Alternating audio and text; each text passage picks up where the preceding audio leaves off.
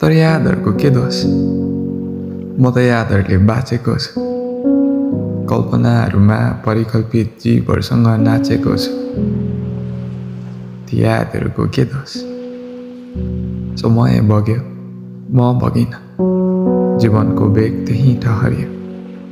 वर्तमान धुवाँसरी उड्दैछ। यो अन्जान भिडमा आज म एक्लो भएको छु।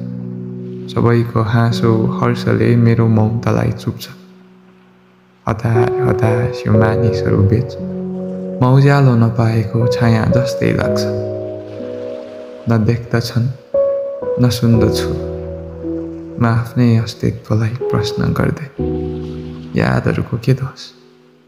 म त यादहरूले बाँचेको छु।